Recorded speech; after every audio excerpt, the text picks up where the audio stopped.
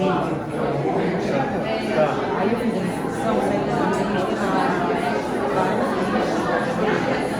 Tá bom. Você pode me mandar mensagem no meio de novo? Pode ser? Isso. Me manda mensagem aqui, a gente conversa com ela. Pode ser? Porque senão vai atrasar aqui, eu preciso dar uma... Meus irmãos e irmãs, graça e paz do Senhor a todos. Nós vamos iniciar o nosso tempo de estudos. Nós temos bastante coisa para discutirmos aqui e a gente precisa ganhar tempo. Eu sei que a conversa está boa e é bom, né? É bom. Mas nós precisamos prosseguir. Peço que você feche os olhos para que nós possamos orar ao Senhor. E nós vamos iniciar o nosso tempo aqui. Senhor Deus e Pai, nós louvamos o Teu nome, engrandecemos a Tua santidade neste lugar e declaramos que nós estamos aqui debaixo da Tua soberana vocação. O Senhor nos chamou para este lugar e nós queremos, Senhor, com todo o cuidado, reverência, temor, mas também com desprendimento e como a Tua palavra nos ensina, com ousadia, queremos buscar a Tua face aqui nesta noite. Sabemos que é um tempo de estudo, nós vamos usar a nossa mente, o nosso intelecto, mas muito mais do que isso, nós precisamos do Teu Espírito Santo, porque só assim nós poderemos discernir aquilo que é espiritual. Graças a Deus que o Senhor tem nos feito a habitação do Espírito Santo. Nós podemos contar com o Senhor nisso também. Assiste-nos, Senhor, aqui, sustenta-nos fisicamente, sustenta-nos emocionalmente, porque nós sabemos que é um grande desafio este que nós estamos empreitando nesta hora, Senhor. E o cansaço físico certamente para muitos aqui será um desafio. Também, Senhor, as questões dos pensamentos que divagam e saem deste lugar, tudo isso nós colocamos diante do Senhor e pedimos, Espírito Santo de Deus, o Senhor que guia e controla a nossa vida, que o Senhor também nos direcione nessa noite para um tempo de aprendizado e crescimento na Tua palavra. É assim que eu oro, Senhor, em favor da minha vida e da vida dos meus irmãos aqui nesta noite. Amém. Amém. Boa noite, gente. Alguns vieram me procurar. Eu peço que me mandem mensagem no WhatsApp amanhã. O pastor Juliano vai divulgar meu número. E me mandem mensagem para a gente definir. Tem uma lista de espera. Alguns chegaram, mas não me mandaram mensagem. E tem pelo menos umas 15 pessoas aguardando. Então, o pastor Juliano vai passar meu número e amanhã a gente conversa. Tá bom? Fechou? Boa aula para vocês, que eu vou dar um outro curso lá na outra quarta que estou aqui. Pelo silêncio, estão todos na lista de espera. Espero que não. Espero que não. A gente precisa organizar direitinho, mas o pastor Eduardo vai fazer isso com certeza. Vamos lá. Estão preparados? Amém? Amém? Espero que sim. Eu estou bem animado para esse nosso tempo aqui. E a primeira coisa que eu quero mais uma vez dizer é que eu sou grato a Deus pela vida de vocês. E eu espero realmente que vocês saiam essa noite daqui com a cabeça pegando fogo, cheio de perguntas, querendo em algum sentido matar o pastor Juliano aqui, não tem problema. E você vai guardando aí algumas coisas. Uma das coisas que nós não teremos como fazer aqui de uma forma extensiva é discutir a respeito de alguns assuntos. Nós vamos tratar a respeito de alguns assuntos, mas nós estamos num grande número de pessoas, nós não temos como aqui ter assim tempos de discussão prolongados. Então, se você tiver, nós temos aquele grupo de alunos, se você estiver ali no grupo, você pode ir lá numa mensagem particular, mandar uma mensagem para mim, para a pastora Patrícia, para o pastor Eduardo, não tem problema. Qualquer tipo de discussão eu estou aberto e eu tenho todas as respostas. Brincadeira, obviamente, né? Mas eu prometo uma coisa, eu vou responder todas as perguntas. Tá? Então faça qualquer pergunta que eu terei sempre a resposta. Vou dizer sim, sei o que se trata e posso te dizer. Vou dizer não, não sei o que se trata, vou procurar saber, mas eu não vou deixar você sem resposta, tá bom? É um tempo realmente de crescimento para nós, e à medida que as lições forem avançando, a gente vai criando algumas lacunas ali que precisam ser preenchidas. Então é bom que você procure preencher todas essas lacunas, porque um dia vão perguntar para você e você vai precisar saber responder. Então, se você não conseguiu entender, ou não concorda, ou tem um ponto de vista um pouco diferente, não fique com dúvidas. Dúvidas não respondem perguntas, e nós precisamos de respostas. Amém, meus irmãos? Quem trouxe Bíblia? Faz um sinal. Todos trouxeram Bíblia. Abram as suas Bíblias ou liguem as suas Bíblias.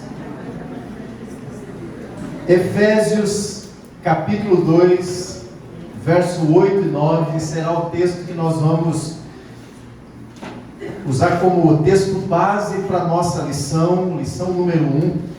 Se você ainda não se localizou na sua apostila, você que já está com a sua apostila, você vai abrir olhando sempre para o rodapé. Lá no rodapé tem duas nomenclaturas. Uma está dizendo lição, e aí o número da lição, e a página, que é diferente do número de cima, de páginas de forma geral. Então, quando eu disser lição é aqui embaixo e página é aqui embaixo também. Nunca vou me referir à página do número superior, sempre no final da página aqui, ok? Quem achou aí Efésios 2, 8 e 9, puder ler para a gente, assim, numa voz bem audível, por favor, leia, por favor. Pois pela graça sois salvos mediante a fé, e isso não vem de vós mesmos, é dom de Deus, não de obras para que ninguém se glorie. Amém. Você pode dizer um amém para uma palavra? Amém. Palavra profética. Tem gente que gosta de palavra profética, não gosta? Eu também gosto.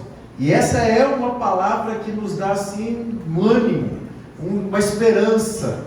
Dizer que nós já estamos salvos. Não é algo que ainda vai acontecer.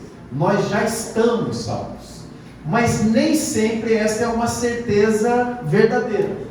Então a primeira coisa, a primeira lição que nós temos aqui diante de nós é exatamente a lição que vai definir se nós somos aqueles que podem dizer a respeito disso, isso já se deu comigo, ou se não. Por quê?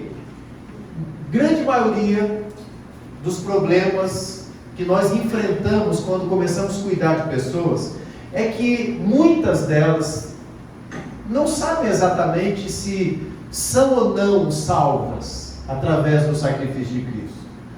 E é importante que a primeira coisa que nós, como estudantes das Escrituras, e estando nesse processo de aprender a cuidar de outras pessoas e aconselhar, é que nós não tenhamos dúvida de que aquela pessoa foi lavada e redimida pelo sangue de Cristo. Existem pelo menos dois tipos de pessoas assim na igreja. Um tipo é que nunca pensou nesse sentido de salvação, algo que vai de uma forma profunda na sua vida. Ela veio para a igreja, ela começou a frequentar o ambiente da igreja, ela gosta da igreja, ela se simpatizou com aquilo, ela tem uma espécie de fé, mas ela não sabe muito bem definir se aquela fé dela é a fé salvífica.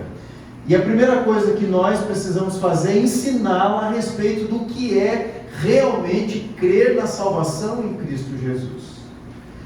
O segundo tipo são de pessoas que creem que são salvas, mas elas acreditam num tipo de salvação que é diferente do que a Bíblia nos ensina. Talvez ela entenda que a salvação é porque agora ela abandonou algumas coisas e ela está se tornando uma pessoa melhor, então Deus olha para ela e vê uma boa intenção no coração dela e por isso ela será salva. Você já deve ter ouvido pessoas dizerem a respeito de pessoas boas assim. Eu conheço uma pessoa, ela só não é crente, mas ela crê mais em Deus do que qualquer pessoa que eu conheço. Ok, mas que tipo de fé é essa que ela tem? Porque eu posso dizer que creio em Deus, mas pode ser que seja um Deus diferente do Deus que se revelou nas Escrituras. Então aquela fé, por mais sincera que possa ser, é uma fé diferente da fé salvadora. Então esses dois tipos de pessoas estão na igreja, ou nós vamos encontrar na vida cristã. E a primeira coisa que nós, que nos preparamos para o aconselhamento, devemos fazer, é olhar para esta lição como uma forma de apresentar o plano da salvação para qualquer um que seja. Antes de qualquer conselho que eu possa dar a alguém, o primeiro bom e perfeito conselho que alguém pode receber de mim é o Evangelho de Cristo Jesus. Não adianta eu dizer para ele que o casamento precisa ser assim, o assado, que ele pode abandonar um vício assim, que se ele vier para a igreja as coisas vão mudar. Nada disso é verdade. Isso só será verdade se houver conversão genuína, você sabe disso. Não há, por exemplo, como ele crer nas Escrituras como padrão de Deus para a vida dele, se ele não for convertido, porque estas coisas das Escrituras se discernem espiritualmente. E o texto um pouquinho antes aqui do que nós lemos, no versículo 1 do capítulo 2, vai dizer que nós estávamos mortos nos nossos delitos e pecados, e Deus nos deu vida em Cristo Jesus. Por isso a primeira grande notícia, o primeiro grande conselho que nós podemos oferecer a alguém, e aí independe de quem quer que seja, é a respeito das boas novas de salvação. Nós não podemos nos furtar a oportunidade de apresentar o Evangelho de Cristo Jesus. Então a primeira lição aqui vai apontar para esta perspectiva da evangelização como o primeiro passo para um processo de aconselhamento. E também, no nosso caso aqui, como eu disse na nossa aula inicial, nós estamos aqui para nos examinarmos a nós mesmos. E eu fiquei sentindo que nós mudamos de sala e aí perdemos o espelho lateral. O espelho só vai ficar no fundo, os irmãos do fundo vão achar que a gente está olhando para eles todas as vezes. Mas nós precisamos olhar para nós. É óbvio, eu entendo que vocês todos que estão aqui já estão num processo de amadurecimento cristão que me confere a segurança de dizer que todos vocês são convertidos e todos vocês creem na fé genuína. Mas nós precisamos aprender como apresentar esta fé. Embora nós possamos ter essa convicção pessoal, muitas vezes nós não temos uma didática bíblica para falar para outras pessoas a respeito da fé que nós possuímos. Então, aqui, a primeira lição que nós temos vai falar a respeito da evangelização e da conversão. E nós vamos terminar essa lição ali, em algum momento, numa oportunidade, fazermos um apelo. Porque seria muito interessante uma pessoa nos procurar para falar a respeito de um problema qualquer, e depois de apresentarmos o plano da salvação, aquela pessoa se render ao Senhor Jesus Cristo. É bem provável que a maioria dos problemas dela, ela não vai nos procurar mais para resolver, porque o Espírito Santo não precisa de nós para tratar muitas coisas na vida das pessoas. Então, não há nenhuma razão lógica para nós não apresentarmos o plano da salvação a alguém. Bom, vocês que estão já com o manual e olhando para o texto, nós vamos ver o seguinte: este material ele é separado, como disse na quarta passada, com base em princípios que possuem muitos textos bíblicos que fundamentam. Então nós vamos ler o princípio número 1, que está na página 2 da lição 1, e o cabeçalho diz assim: você pode mudar biblicamente. Lá em cima, na caixa de texto, diz assim: Deus o capacita para dar o primeiro passo necessário em direção a uma mudança permanente, baseada em princípios bíblicos. Responder ao amor que Ele demonstrou por você em Jesus Cristo. E aqui nós temos vários textos, mas o principal, você pode anotar aí mais uma vez, se você quiser, Efésios 2, 8 e 9.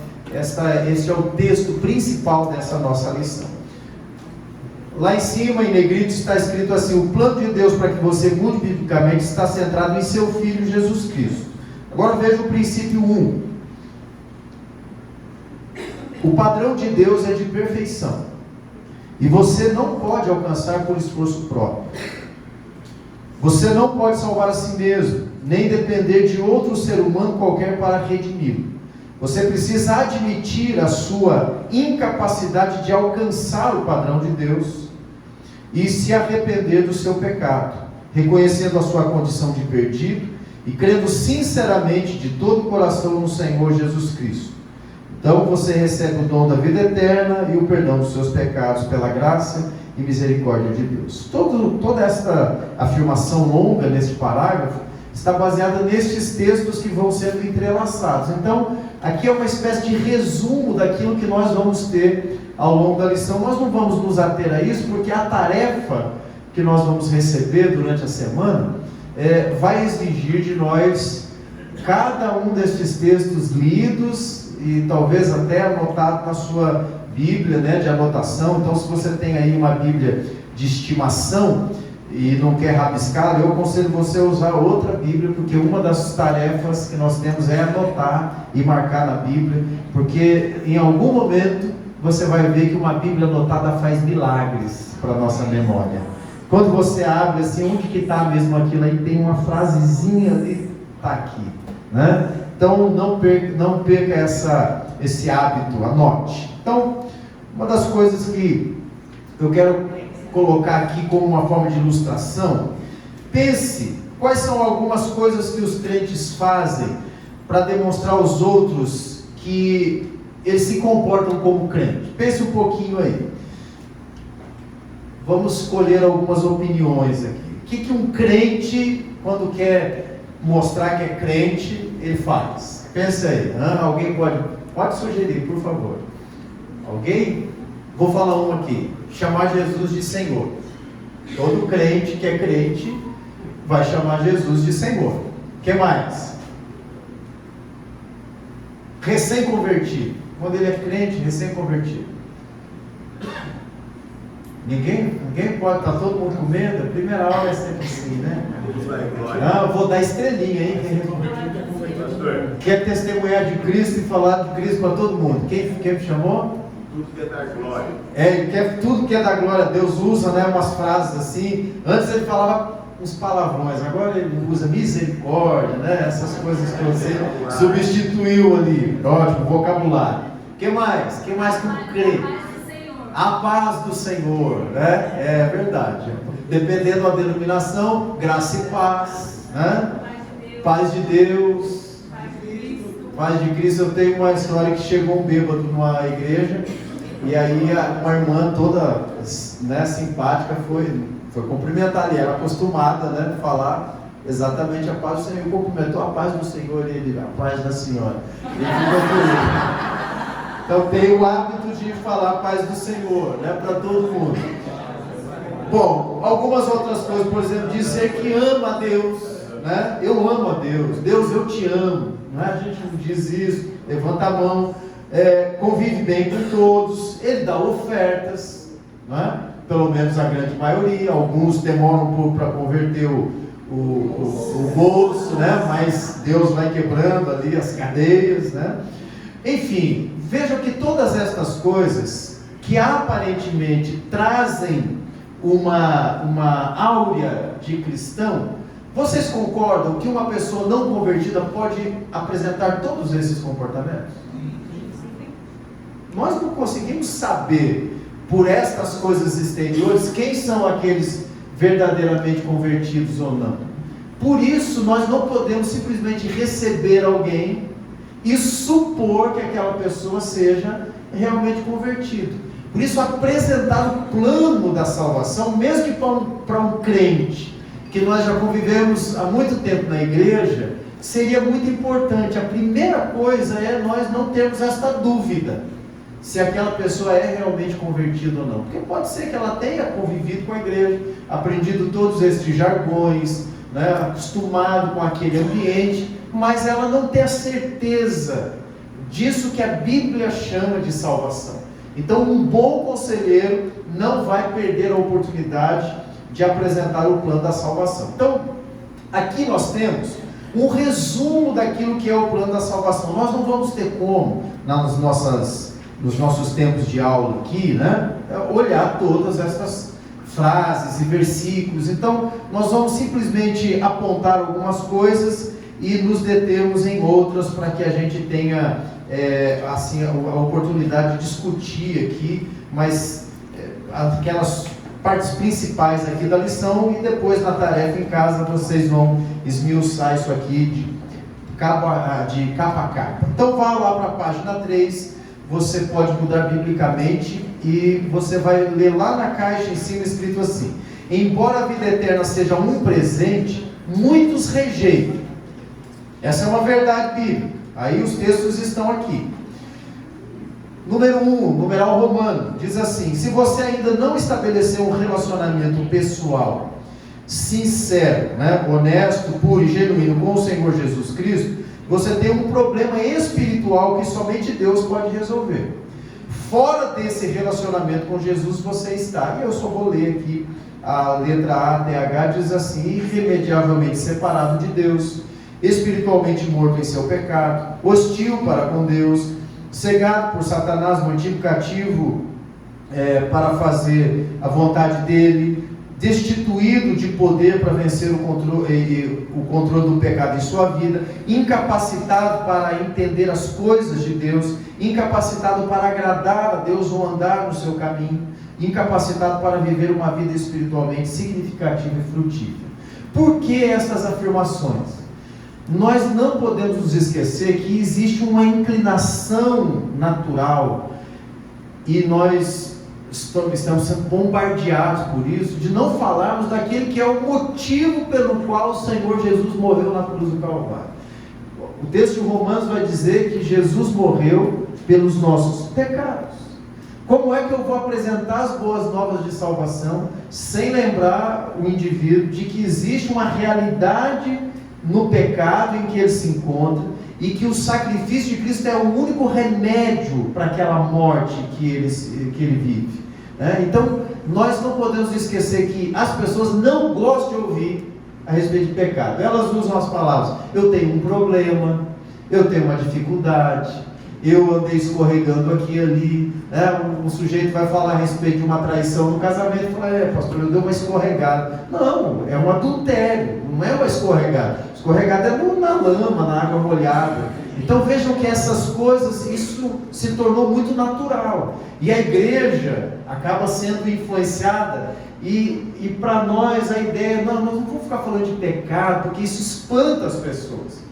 E aí eu fico perguntando para você, então o que nós fazemos com todos os textos bíblicos do Novo Testamento que falam a respeito desta realidade humana? Nós vamos simplesmente pular? Não existe como falarmos da graça sem falarmos que fomos salvos. E se fomos salvos de alguma coisa.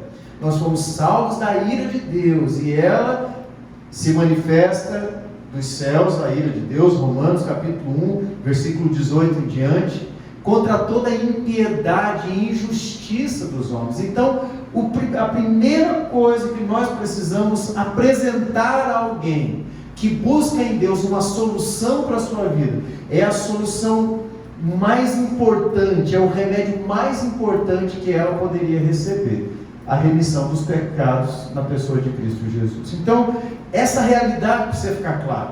Olha, não adianta eu falar aqui de bons costumes para você, o seu problema é muito, muito pior do que isso.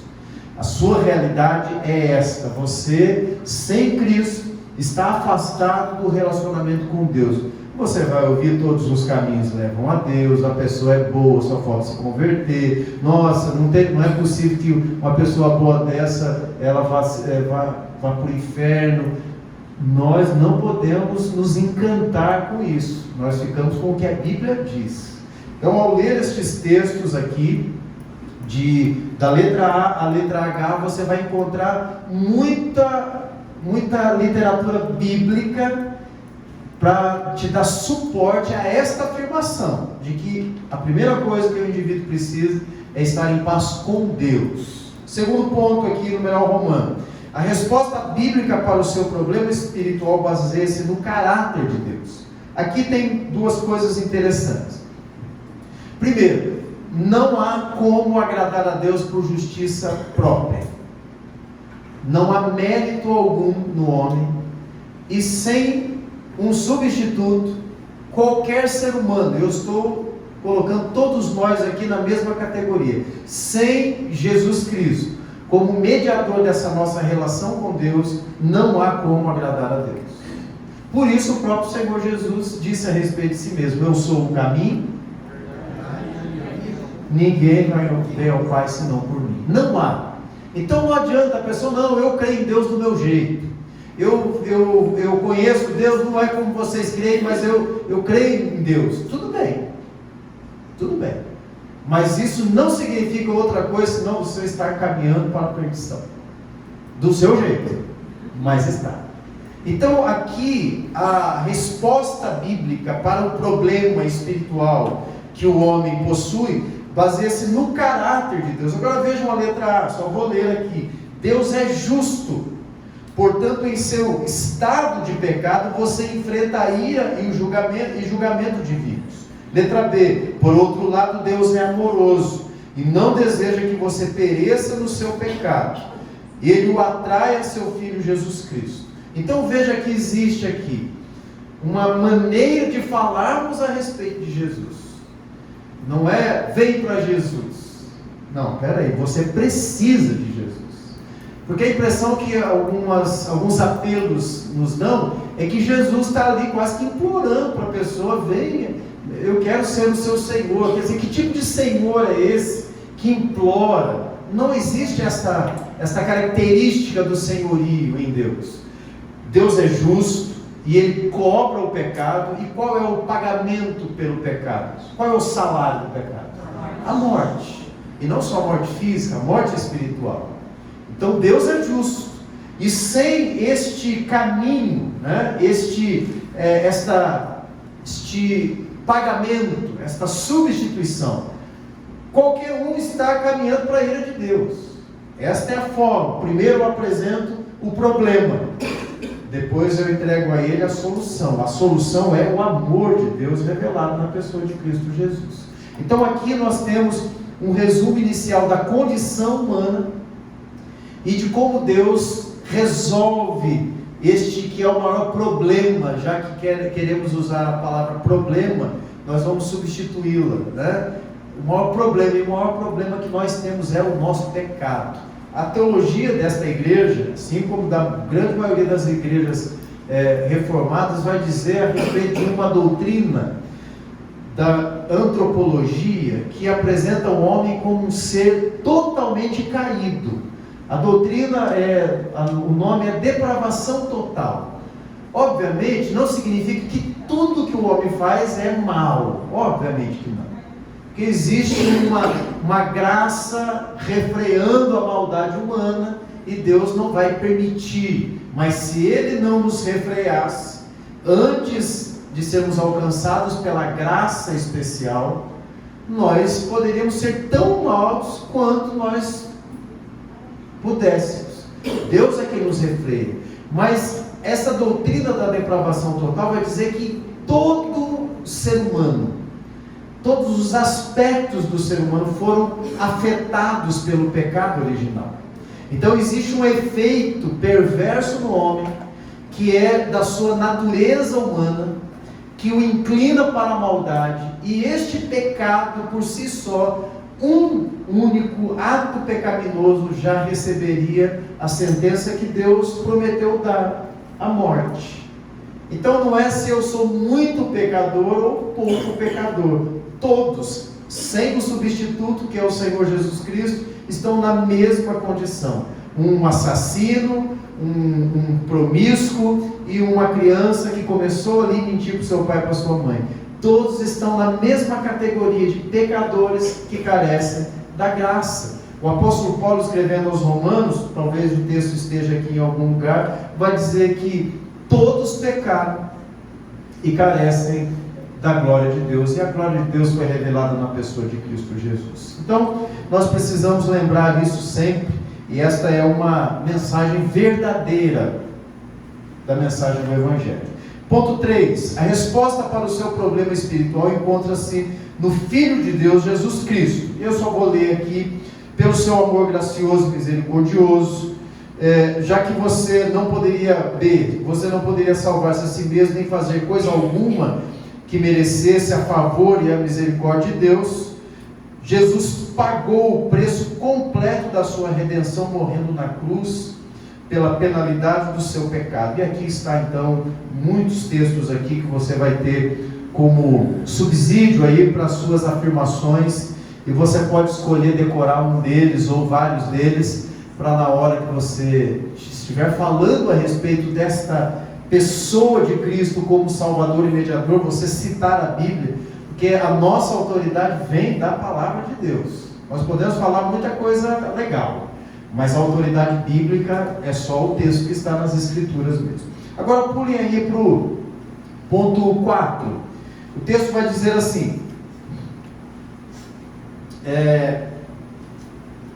Deus lhe dá poder para você escolher a solução bíblica para o seu problema espiritual. Obviamente, uma vez que a pessoa creu, melhor, vou usar aqui a própria linguagem bíblica de Efésios. Uma vez que nós ouvimos e cremos, capítulo 1, versículo 13 e 14 de Efésios. Uma vez que nós ouvimos e cremos na palavra da verdade, nós fomos alcançados por essa graça, e o apóstolo Paulo vai dizer que nós fomos selados pelo Espírito Santo da promessa. Este selo nos garante, e é isso que nós estamos vendo aqui no ponto 4, uma capacidade para escolhermos agradar a Deus e resolver os nossos problemas biblicamente. Então, qualquer pessoa que queira a solução bíblica, primeiramente precisa ouvir a mensagem do Evangelho, crer na mensagem do Evangelho, na palavra da verdade, entregar-se ao Senhor Jesus Cristo como o único e suficiente Salvador, e aí então esta capacitação lhe é dada como obra do Espírito Santo de Deus. Então aqui nós vamos ver, veja, reconhecendo o amor de Deus, letra A, João 3,16, 1 João 4,10, e aceitando a verdade divina, conforme revelada no Senhor Jesus Cristo, você poderá ser capaz, pela fé de, número 1, crer em Jesus. Aqui então é aquela fé genuína. Entendendo tudo isso, você pergunta para o indivíduo: você crê nesse Jesus? Se ele disser, eu creio, agora ele está dizendo a respeito do que a Bíblia nos chama a atenção sobre a fé. A palavra do texto bíblico é pistis, não é qualquer tipo de fé. Eu posso acreditar que Pedro Álvares Cabral descobriu o Brasil, eu não estava lá, mas eu creio, está escrito nos livros. Mas é uma fé meio assim, como eu não posso atestar, é uma certeza histórica, mas não é uma fé que encheu o meu coração de confiança. Se alguém falasse, você daria a sua vida por essa afirmação? Eu falo, não, aí não, eu não estava lá no dia que ele chegou, não sei o que escreveram, né? Não sei se foi fake news, alguma coisa aí. Enfim, existe uma fé verdadeira e salvífica, e existem outras fés, a fé histórica, a fé que vai dar certo. Quer dizer, eu digo, não, vai dar certo, eu tenho fé, mas será que eu daria a minha vida por essa certeza? Pode ser que não, vai que não dá certo. Veja que é uma fé meio duvidosa. A fé salvadora levou pessoas à morte no primeiro século da igreja, porque elas creram e não voltaram atrás naquela convicção de confessar Cristo como seu Salvador. Você daria a sua vida por esta fé se a pessoa entendeu que esta fé é exatamente o que lhe trouxe a vida. Então esta é a fé genuína. Ela não abriria mão disso por nada. Então, se você crê em Jesus, que uma vez por todas ofereceu a si mesmo como sacrifício pelo seu pecado. 2, arrepender-se do seu pecado. E 3, crer de todo o coração que o sangue de Cristo derramado na cruz providencia perdão para os seus pecados. E igualmente crer que Deus ressuscitou Jesus dentre os mortos, para que você possa andar em novidade de vida e sinceramente receber aqui o Senhor Jesus Cristo em sua vida eu estou lendo 4 aqui, viver em obediência fiel e amorosa à palavra de Deus. Então tudo isso você está realmente reconhecendo que Jesus é o seu Senhor e Salvador. Aí você vai dizer, pastor, mas não dá para a pessoa fazer tudo isso de uma vez? Obviamente que não, porque a vida de santificação é um processo, mas não dá para a pessoa dizer, eu creio, e não entrar nesse processo de santificação. Como disse, eu não posso dizer se o sujeito é ou não convertido, se a fé dele é sincera ou não, mas eu posso analisar os frutos da vida daquela pessoa. Eu tenho um padrão bíblico, este é o princípio que nós lemos, existe um padrão de Deus, e todo crente genuinamente convertido, em alguma medida está progredindo neste padrão que foi estabelecido. Alguém pode me dizer qual é o padrão bíblico para o crente? Santidade. Alguém mais? Um nome? Pode falar, estão sussurrando. Jesus é o padrão bíblico. O apóstolo Paulo vai dizer que ele é o varão perfeito, ele é a estatura. O apóstolo Tiago vai dizer exatamente que é este padrão de maturidade que nós devemos buscar. Então, nós podemos até ser mais morosos, demorar para abandonar alguns tipos de pecados que são mais difíceis, né, que são mais enraizados, mas não dá para ver um crente que não progride na fé. E progredir na fé, como nós vimos, não é vir na igreja, não é ficar falando as palavras, os jargões evangélicos, não é falar a paz do Senhor no final do culto, no começo do culto, né? Não é isso.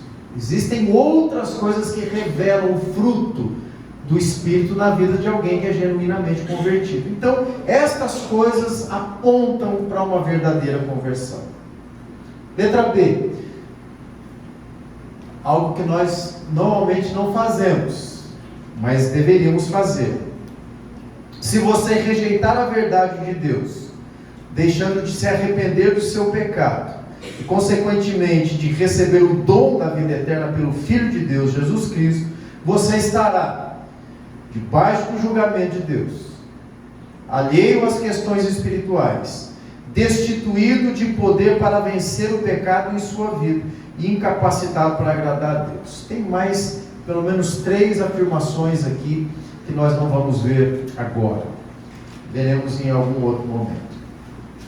Vire a página 5, na verdade, página 6. Vá lá para a página 6, no ponto 7. Bom, o que nós vimos até aqui, meus irmãos? Só para deixar aqui um resumo. Que a primeira atitude que nós precisamos ter, e eu falo isso de forma individual, como o pastor Eduardo nos deu de testemunho, né? Quando ele foi para a ABCB, e participou pela primeira vez do autoconfrontação lá, e ele começou a questionar se ele era convertido, né? É bem provável que não tenha sido nessa lição 1, mas em algum outro momento a gente começa a questionar por quê? Porque nós olhamos para a nossa vida e não vemos os comportamentos que evidenciam, ou o comportamento que evidencia esta realidade de conversão. É óbvio que nós não estamos falando aqui de um padrão, de uma régua baixa. Por que nós não vemos essa perfeição em nós? Porque nós não somos perfeitos.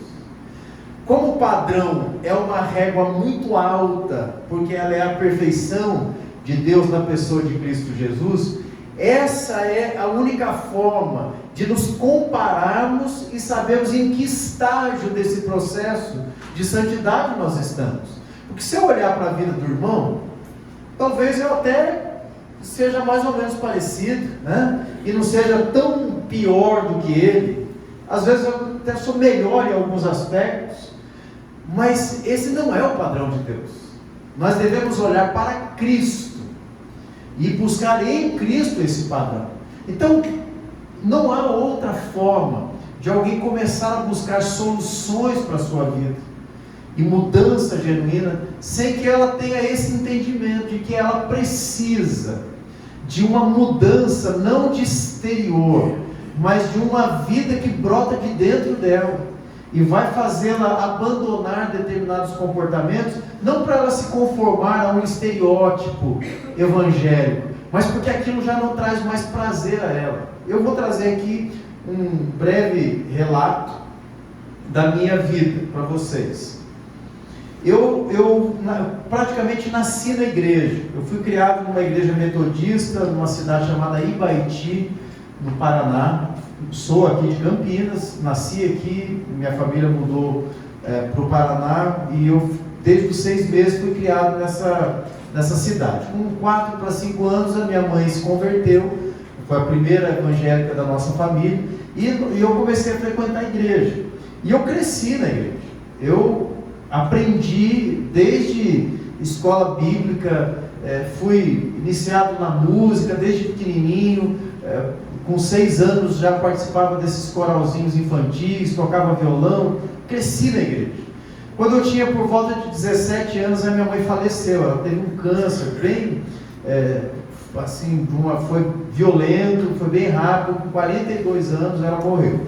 E a nossa família ficou um tanto desestruturada. Eu ainda permaneci na igreja por um tempo, mas me vi ali já mais livre para fazer algumas coisas.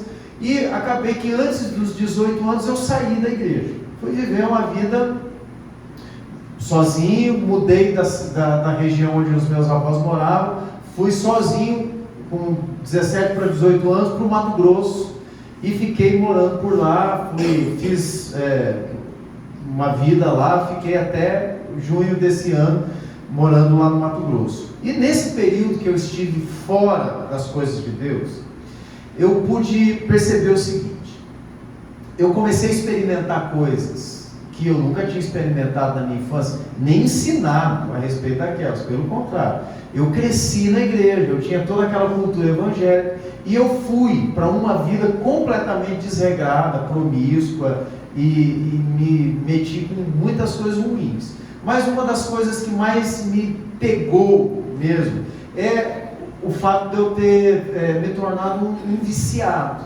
Eu fiquei anos sendo usuário de drogas e bebia muito, né? Era uma coisa assim compulsiva, era uma forma de eu anestesiar um pouco a minha consciência. Enfim, alguém que já teve algum tipo de experiência assim sabe do que eu estou falando. Então, naquele período, eu era um alcoólatra e um drogado. Mas Deus usou minha esposa, que não era crente, ela se converteu, conheceu o pastor Edson lá em Cuiabá, e depois acabei que através dela voltei para a igreja. Enfim, é uma história longa aqui, né, de conversão. Mas o que eu queria dizer para vocês usando essa ilustração? Durante muito tempo eu vi que uma vez que a pessoa é alcoólatra, ela vai ser um alcoólatra para sempre. Ela precisa ficar longe, não querer beber, porque tem, né, aquela máxima dos alcoólicos anônimos, que o primeiro gole pode levar a pessoa a uma recaída e tal. E eu sempre ficava com aquilo na minha cabeça: como é que isso pode ser, né? E depois de anos, já fazendo autoconfrontação, eu não bebo há muitos anos, mesmo vindo da Igreja Presbiteriana do Brasil, né, que não tem uma proibição com bebida. Eu nunca mais bebi desde a minha conversão lá em 2005 para cá, nunca mais coloquei álcool na boca, mas é uma coisa minha com Deus mesmo ali. Mas uma pergunta que sempre me faziam: Juliano, como é que foi aquele período, né, inicial, a abstinência e tudo mais? E a minha resposta pessoal para vocês, não estou dizendo que essa é uma doutrina e nem que é algo que vai acontecer com todo mundo, mas quando Deus me libertou, e eu não estou falando da bebida, quando Ele me libertou e perdoou o meu pecado, quando houve uma conversão mesmo, que eu entendi o sacrifício de Cristo, já adulto, depois de tudo isso, mesmo conhecendo os cânticos, os hinos, os textos bíblicos, sabia decor os profetas, poderia citar o Novo Testamento em ordem, o nome dos livros. Tudo isso não significou a minha conversão. Mas quando eu me converti de verdade, entreguei a minha vida ao Senhor, e me tornei então, por causa disso, a habitação do Espírito Santo, eu nunca senti nenhum desejo de voltar a usar bebida ou droga, nem nada. Então eu não me considero um ex-alcoólatra, eu me considero uma pessoa redimida pelo sangue de Cristo. Mas o que é isso, senão a conversão genuína? Não foi algo que, não, porque eu consegui ficar desse jeito, não. O poder do Evangelho tirou de mim não só aquela cadeia, não só me libertou daquela cadeia, ele me tirou o desejo de buscar naquelas coisas o alívio para as minhas questões de alma. Depois da conversão eu encontrei algo muito melhor para saciar minha sede, para curar minha alma, para lidar com as minhas questões mais íntimas. Algo que eu buscava nessas coisas, eu encontrei na pessoa de Cristo. Por isso não adianta, eu creio dessa forma, não adianta a gente tentar ajudar as pessoas, se elas enxergarem em Jesus um substituto, como qualquer outra coisa que ela também possa usar. Nós recebemos muitas pessoas, mesmo na igreja, viciadas em remédios. As pessoas buscam alívio em comprimidos. Na minha juventude a gente chamava de Paulinha, mas hoje vende na farmácia, né? Você vai lá, o médico te dá uma receita. Eu sei que as pessoas encontram alívio nisso. Eu também encontrava na bebida, nas drogas, era o meu escape. Mas o que nós precisamos nos lembrar é que nós temos algo muito superior a qualquer coisa que o homem possa criar. Existe na palavra de Deus e na pessoa de Cristo um alívio para a alma, e não só sensorial, não só para as nossas, aquelas questões da nossa inclinação ali, de sentir assim, eu estou triste, estou feliz, não. Eu posso estar triste e bem com Deus, porque tristeza faz parte da vida humana. Eu posso estar contente, mesmo passando uma grande dificuldade. Vejam que essas coisas não estão desconectadas da vida cristã. Por isso, quando nós falamos do Evangelho de Jesus, nós estamos dando a esta pessoa a oportunidade dela curar algo que nenhuma tarja preta pode resolver, nenhum tipo de droga pode resolver, nenhum prazer humano pode aliviar. Por isso o Senhor Jesus nos disse, lá naquele dia numa sinagoga, quando abriu o texto de Isaías, disse: vinde a mim, todos vós que estáis cansados e sobrecarregados, que eu vos aliviarei. É isso que as pessoas precisam, mais do que simplesmente costumes evangélicos. Elas precisam de conversão genuína. Se elas tiverem isso, metade do nosso trabalho está resolvido. Nós não teremos um aconselhado, nós teremos um irmão crescendo em santidade. E eu acho que é bem melhor isso para nós como conselheiros. Amém, meus irmãos? Amém. Então, por isso aqui, a nossa primeira lição traz como tema central aqui uma mensagem do Evangelho, uma proposta clara de que a pessoa se entregue e converta-se genuinamente ao Senhor Jesus. Volto a dizer aquelas duas afirmações que fiz. Muitas pessoas não têm esta convicção bíblica. Elas vieram para a igreja. Que bom que elas estão na igreja. É aqui que elas vão poder ouvir, mas elas precisam ter essa verdade no coração delas. Porque se essa verdade estiver no coração, ninguém pode arrancar. É aquela semente que foi lançada em solo bom, que não tem como não acontecer aquilo que está programado na eternidade para acontecer. Crescer, frutificar, a 30, a 60, a 100 por uma, prosperar e frutificar o fruto do Espírito. Então a primeira coisa que você vai estudar aqui é o plano da salvação aqui de uma forma bem detalhada. A gente vai ter aqui, são 8h30, vamos dar 10 minutinhos e a gente volta para concluir a lição, ok? Eu sei que eu tenho aqui até as 10 da noite com vocês de compromisso. O dia que eu liberar antes, vocês me elogiem, tá? O dia que eu usar todo o texto aqui e passar das 10, vocês se lembrem desses momentos que eu libero antes, tá bom? Então vai anotando aí, para depois, pô, pastor, o senhor tomou aqui 20 minutos do nosso tempo. Então, hoje provavelmente a gente termina um pouquinho antes. Então lembre-se disso quando entrares no paraíso, tá? 10 minutinhos a gente volta, só para você dar uma esticadinha na perna aí.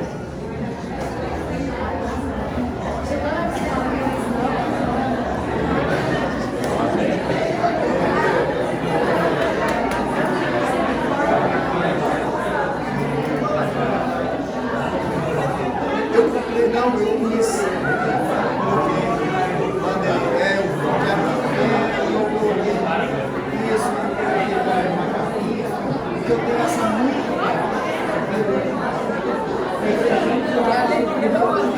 Também dá para ir tirando, né? Eu tenho lá, a PCB tem uma pasta dessa que eles fornecem lá, só que eu ganhei essa pasta depois, já tinha colocado assim. Eu até tenho uma outra, eu acho que essa ideia também é boa, mas eu falei assim,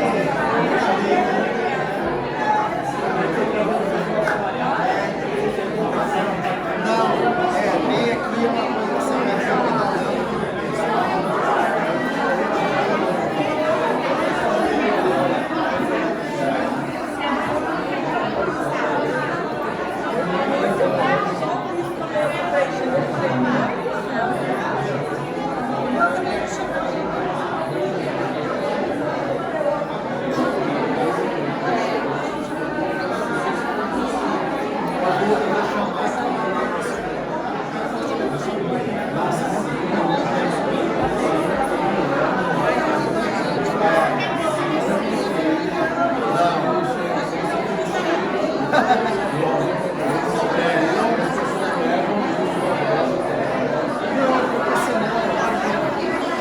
Se isso for verdade, então nós precisamos duvidar do poder.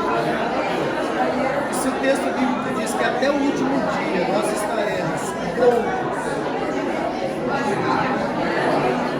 eu posso.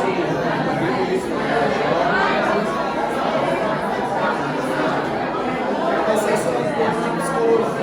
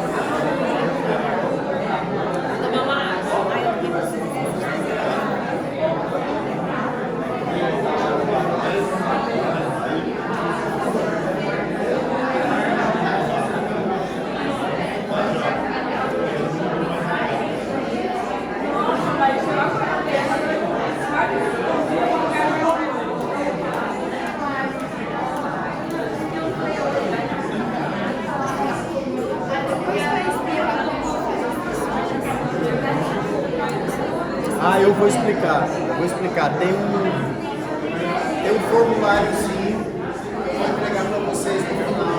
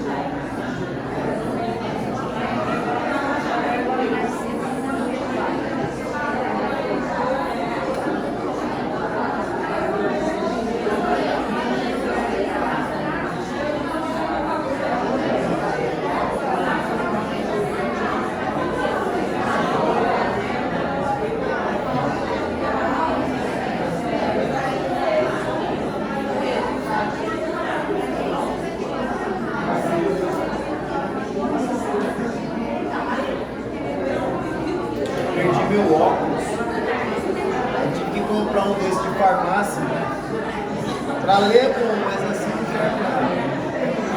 Ninguém fazia uma outra lei. Horrível. Ah, você também tá assim? Eu perdi e não mandar fazer o outro.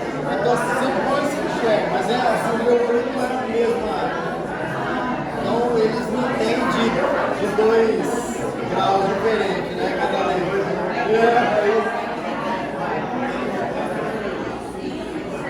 Podem fazer assim, eu tô tentando ler, mas eu não uso outro sempre. Mas descobri que eu tô precisando agora. Eu achei que eu tava só a 1 grau. Há um bom tempo. Aí eu fui de um ano pro outro. Por isso que eu tava vendo que não tava funcionando o outro mais. Olhava, de manhã eu olhava pro celular e não chegava nada. Chegou a aumentar a luz do celular.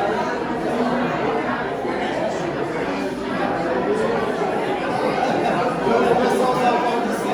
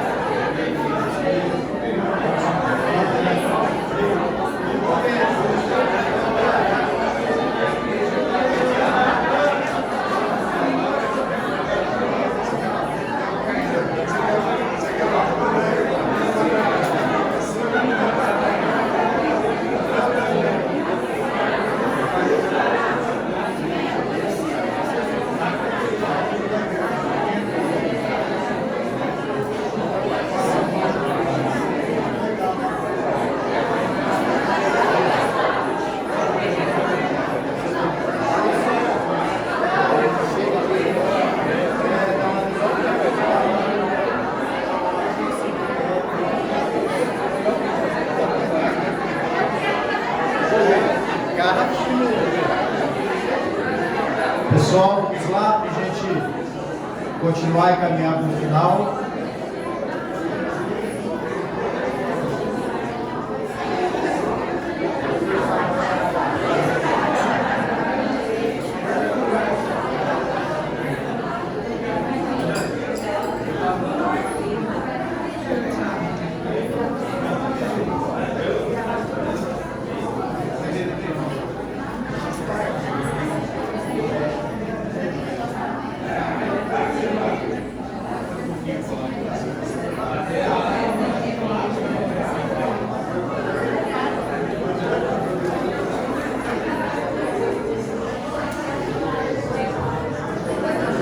Vamos lá, a gente...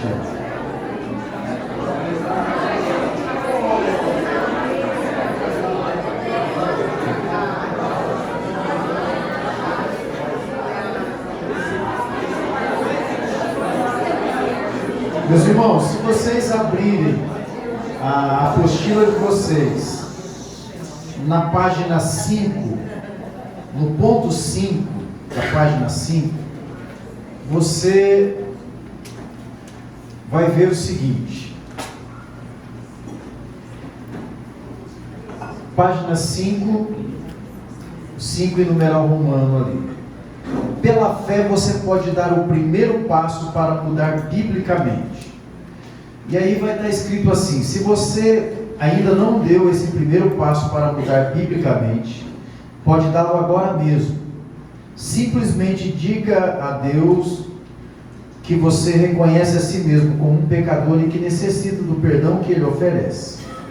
Admita diante de Deus que nem você nem qualquer outro a não ser Jesus Cristo, pode providenciar salvação, porque só Ele morreu para pagar a penalidade do pecado e ressuscitou da morte para que você pudesse ter uma nova vida. Pela fé, receba o Senhor Jesus Cristo como Salvador e agradeça a Deus pela graça e pelo amor que Ele tem por você por meio de Jesus. Com coração sincero e arrependido, demonstre o seu compromisso com Ele, sendo obediente à sua palavra. Aqui tem para você, se quiser se ajoelhar e fazer essa confissão, fica à vontade.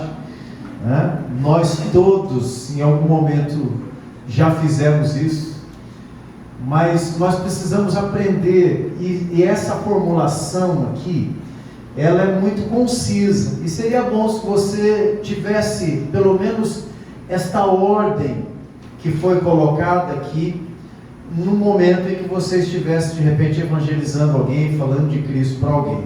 A gente fica às vezes sem o ter o que falar. Aqui tem um bom modelo do que dizer para alguém no momento em que nós estamos evangelizando, uma vez que a pessoa entendeu o plano da salvação que nós apresentamos anteriormente.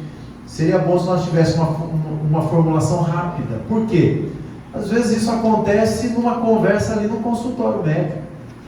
Você não vai ver aquela pessoa em outra oportunidade, numa viagem de avião, Você tem ali algumas horas.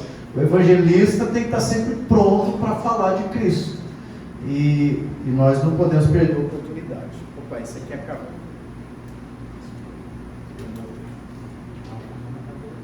Tem um step.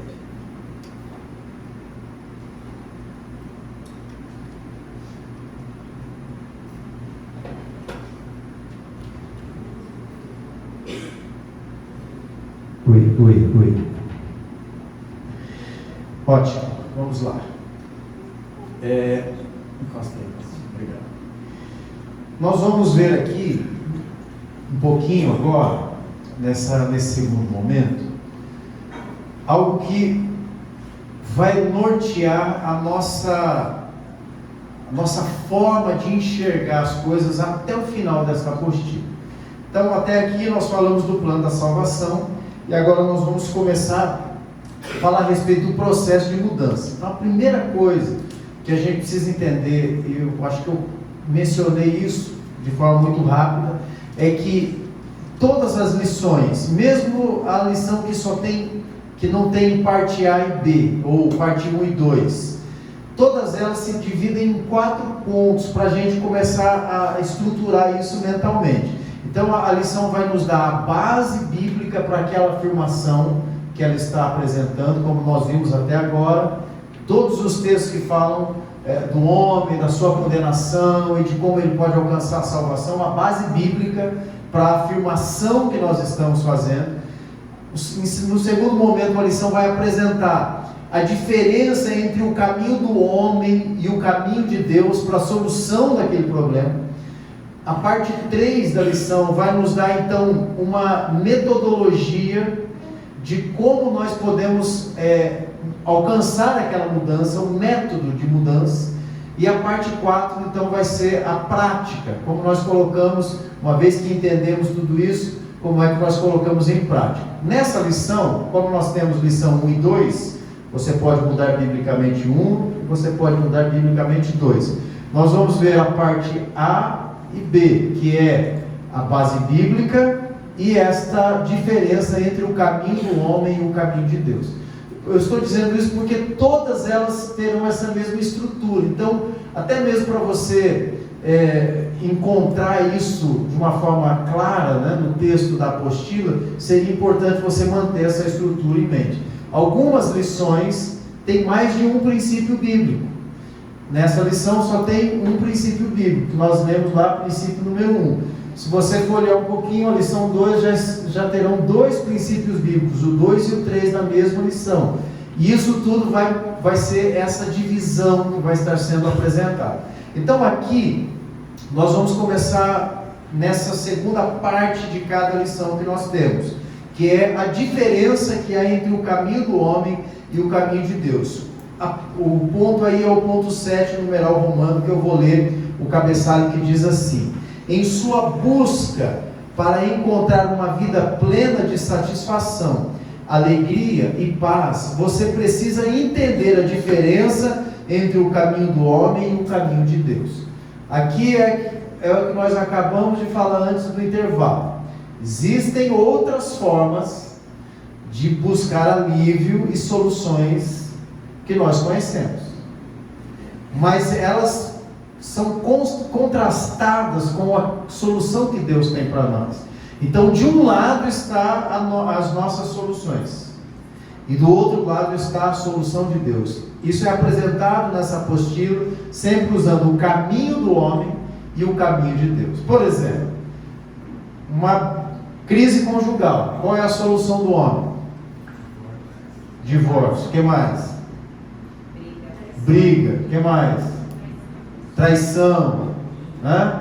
Um adultério. Como é que os homens resolvem um casal, uma esposa que foi traída pelo marido? De todas estas formas, mas se ela for ímpia, ela pode dizer: vou me vingar. Aí você já ouviu chumbo trocado, não dói. Aí a amiga vai apresentar uma solução para ela. Faz a mesma coisa que você vai, né? Isso aí você está assim porque você ainda não deu troco. Para que você deu o troco, fica elas por elas. Então veja, sempre, todas, óbvio que eu estou fazendo um exagero aqui, mas qualquer dificuldade que nós temos, qualquer problema que se apresente a nós temos uma solução humana. É isso que o texto está chamando de caminho do homem. E nós temos também um caminho de Deus para a solução. E aqui o texto vai dizer a respeito da salvação, e nós estamos tratando a lição 1. A diferença principal está no fato de que o caminho do homem é orientado para o eu. Grife essa frase, orientado, ou essa expressão, orientado para o eu. Agora veja: agradar a si mesmo, confortar a si mesmo, confiar em si mesmo, satisfazer a si mesmo, perdoar a si mesmo, exaltar a si mesmo, amar a si mesmo. Isso é descrito nas Escrituras como a velha natureza. Abra aí o texto de Efésios 4, 22. Vamos fazer assim, do meu lado direito, do meu direito, Efésios 4, 22. Do meu lado esquerdo, e isso aqui não é aquela mesma, né, ficarão os que estão para a direita, vão para o lado, não é isso, tá? Aqui ainda não é esse momento, podem ficar tranquilos. Colossenses 3:9 aqui do meu lado esquerdo. E quem abriu do lado direito e puder ler uma voz audível, por favor. 4:22. No sentido de que, quanto ao trato passado, vos velho homem que se corrompe segundo a concupiscência do engano. Ok? Depois existe o texto que segue, mas é para uma outra lição. O texto de Colossenses 3:9.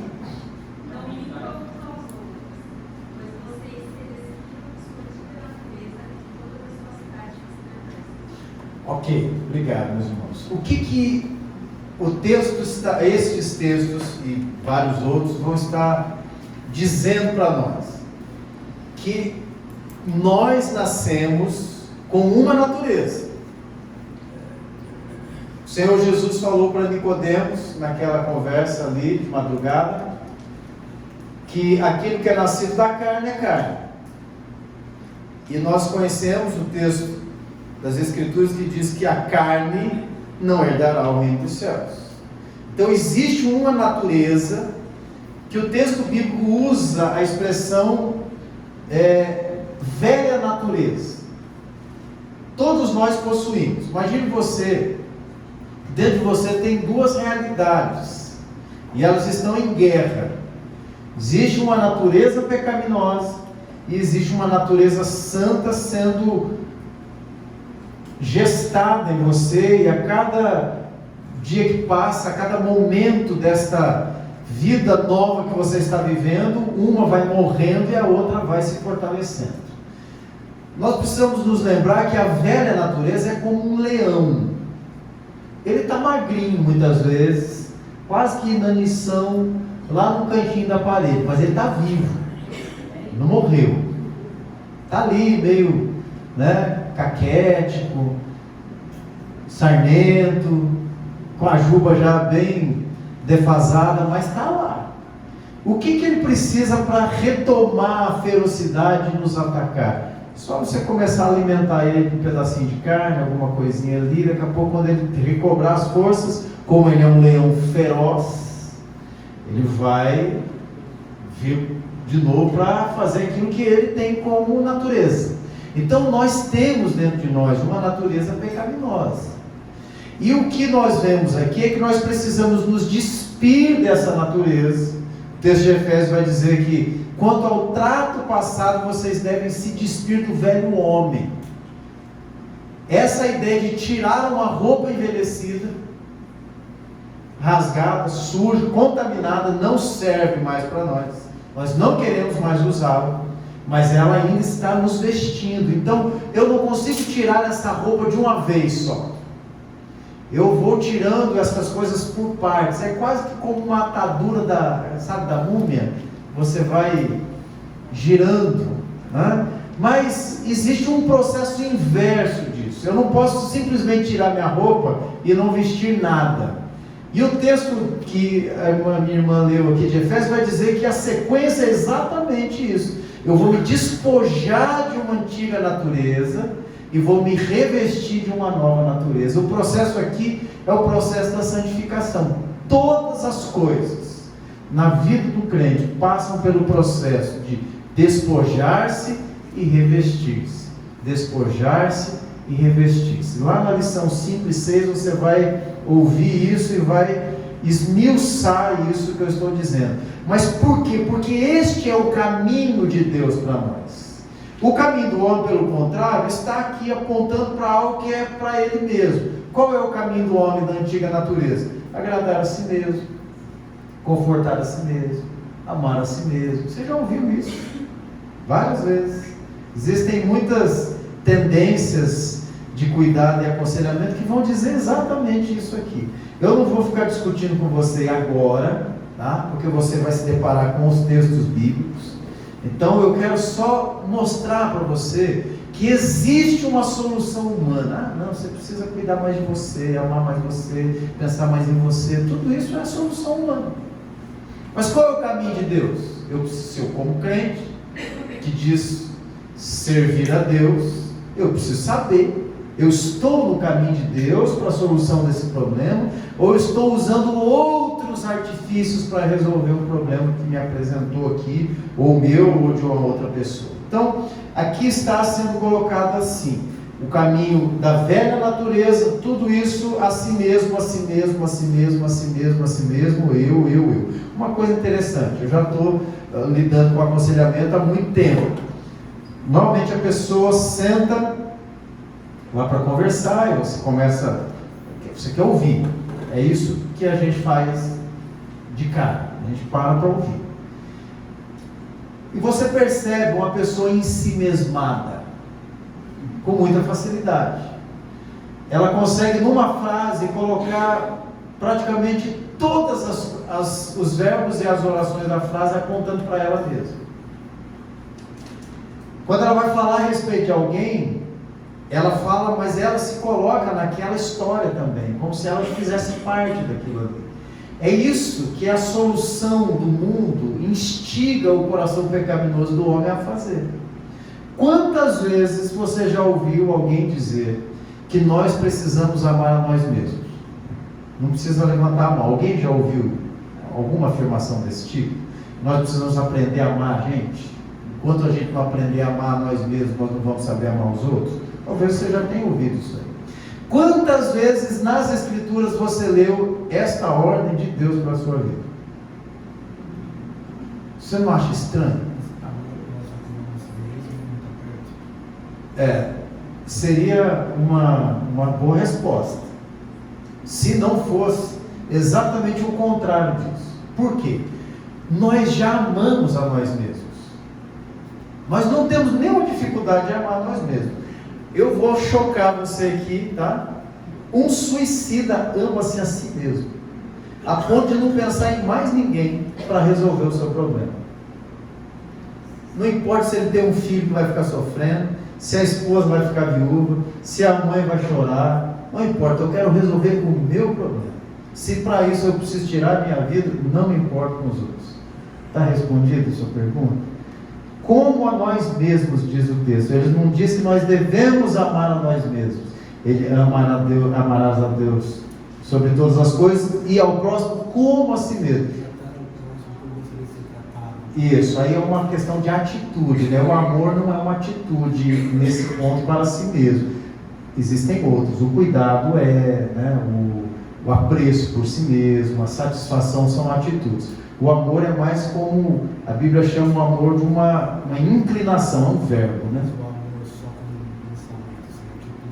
Também não, por isso que o amor é algo na ação, não dá para ser um sentimento, você está certo. O que eu estou dizendo é que a Bíblia já pressupõe o amor que nós temos. Ela não explica como nós devemos nos amar em nenhum momento, porque se pressupõe o amor a si mesmo. O que é mais fácil, amar o próximo ou amar a si mesmo? Amar a si mesmo. Qual é o que o pecado faz com o amor a si mesmo? No que o pecado transforma algo que deveria ser santo no Éden? Depois do capítulo 3 de Gênesis, que entrou o pecado, como eu disse, o pecado original distorceu tudo aquilo que Deus olhou e viu que era bom. O que o pecado fez com o amor a si mesmo que Deus criou? Exatamente. Então, quando o texto vai resumir os mandamentos, dizendo que nós devemos amar o próximo como nós amamos a nós mesmos, pressupõe que eu vou colocar no mesmo padrão de igualdade o cuidado que eu tenho comigo com o próximo. Mas veja que essa não é uma atitude natural, né? É um esforço. Então o crente pode amar o próximo e abdicar da própria necessidade pessoal em favor de outras pessoas. Qual é o maior exemplo disso que nós temos? Filipenses vai dizer que mesmo sendo Deus, subsistindo em forma de Deus, não tomou, não usou desta condição, não teve por usurpação ser igual a Deus, antes se esvaziou a si mesmo, se humilhou, tornando-se na figura humana, e como homem ele foi até o último condição ali e morreu na cruz como alguém que não tinha valor nenhum. A palavra-chave do texto de Filipenses é humilhação. Então o antídoto para todas as atitudes de amor a si mesmo, contaminadas pelo pecado, é a humilhação. O maior exemplo disso é que quando nós nos humilhamos, nos dói. Nós não gostamos de ser humilhados. Então a ideia que nós precisamos entender é que quando nós não olhamos para essa realidade, se Deus pedir a mim, para eu abrir mão da minha vontade, para agradar a Ele, se aquilo for um grande desejo que eu tenho, uma vontade muito forte que eu tenho, eu terei uma grande dificuldade de obedecer a Deus. O caminho de Deus, e muitas vezes com relação aos problemas que eu tenho que resolver, vai me confrontar exatamente neste meu problema de humanidade. Eu já olho demais para mim. Um casamento que está em crise. Eu não posso ficar dando muito exemplo aqui, que senão a hora passa e a gente não segue na lição. Um casamento que está em crise. O casal chega lá no gabinete ou vai conversar com o conselheiro. Você vai ouvir lá 10 minutos a mulher falando o que o marido não faz e ela gostaria que ele fizesse, e mais 10 minutos o marido dizendo que a mulher não faz e ele gostaria que ela fizesse. Em alguns momentos ele vai dizer, ela só precisava mudar isso. Em outros momentos, ele só precisava fazer isso, porque ele me trata assim. Então você vê que o conflito normalmente é porque as duas pessoas estão olhando para si e desejando que o outro corresponda à expectativa. Ok. E aí nós vamos ouvir, e como conselheiros vamos dizer o que Deus espera do casamento de vocês. Me diga como você, minha irmã, tem se comportado diante de Deus como esposa. Você conhece o padrão bíblico para uma esposa que agrada ao Senhor? Porque eu sei que o seu marido não está se agradando com você, isso já ficou claro. Marido, você conhece o padrão bíblico de um marido que agrada a Deus? Não é agradar a esposa. Primeiro eu preciso saber se eu estou correspondendo à expectativa que Deus tem para mim no casamento. Então, o padrão do homem, o caminho do homem é sempre buscar a sua própria satisfação. Vocês vão ficar habilidosos para ouvir essas coisas, né? Você vai estar ouvindo uma pessoa dizer e ela vai estar... A gente chama isso de vários nomes. Lá na frente, nas lições particulares, nós vamos ter lá autocomiseração, ira, ciúmes. Tudo isso está apontando para ele. A gente está falando da gente mesmo. E quando isso é confrontado com as Escrituras, nós vamos ver, mas e o caminho de Deus com isso? O nosso papel é conduzir as pessoas para o caminho de Deus. Tirar os olhos dela daquilo que eu não preciso ensinar ela a fazer. Eu não preciso ensinar ninguém a amar mais a si mesmo. Isso a própria natureza pecaminosa se encarrega de fazer.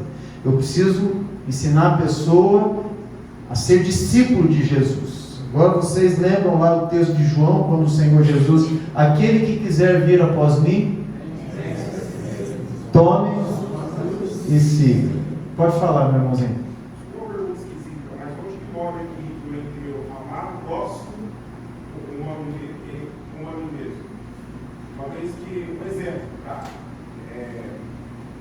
Sabe que o Brasil foi evangelizado lá, para categorizar ou certo.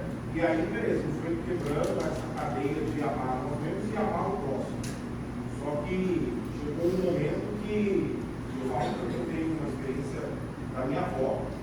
Você amou mais o próximo do que a si mesmo. Quando eu falo a si mesmo, você fala até dentro da sua família. Você acaba sacrificando a sua família pelo bem do próximo. Você tira do seu para dar para o próximo. Onde que mora o equilíbrio entre você amar o próximo enquanto ti mesmo e você se proteger para você não acabar necessitando os seus? Porque os seus também é Deus, então você tem que amar eles também. Não, entendi.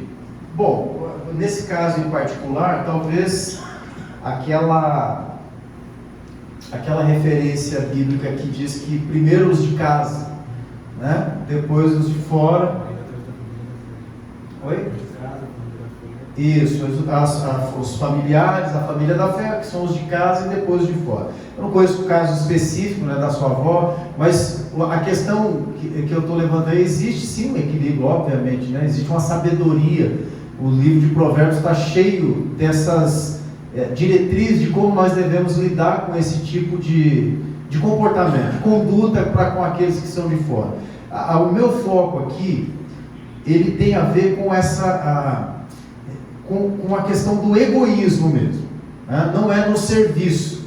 Às vezes por falta de instrução, às vezes por falta de sabedoria e prudência, né? Como o Senhor Jesus diz que nós devemos ser simples e prudentes ao mesmo tempo. Às vezes esse equilíbrio de prudência leva as pessoas a abrir mão até mesmo de cuidar da família para cuidar de outras pessoas.